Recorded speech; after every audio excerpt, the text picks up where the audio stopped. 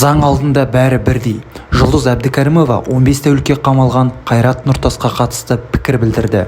Қазақстандық танымал актриса Жұлдыз Әбдікәрімова айыпты деп танылып 15 тәулікке қамауға алынған күйеуі Қайрат Нұртасқа қатысты даулы мәселеге алғаш рет пікір білдірді. Өнер иесі заң алдында барлық азамат бірдей екенін жеткізді деп жазады. Жұлдыз Әбдікәрімова басы дауға қалған жолдасына желіде қолдау білдірмегені үшін оқырмандарынан сөз естіп қалды.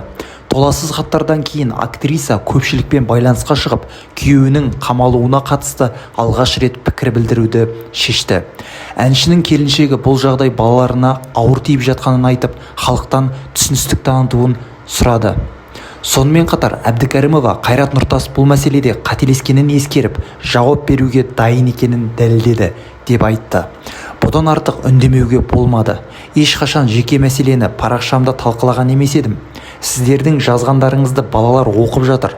Бұл оқиғада менің фокусым балаларда. Қыздар жасөспірім шақта, ұлдар намысшыл. Ата-анасы өнер адамы болған үшін неге олар қиындық көрулері керек? Заң алдында барлық азамат бірдей. Ол азаматтығын көрсетті. Қателескенін ескеріп, жауап беруге дайын екенін дәлелдеді. Балаларға түсіндіруге тырыстық. Енді сіздер де доғарыңыздар. Балаларға ауыр тиіп жатыр, деп жазды актриса Инстаграмдағы парақшасында. Сіздермен болған жаңа жаңалықтар арнасы арнаға тіркеліп, жаңа жаңалықтармен таныс болыңыздар.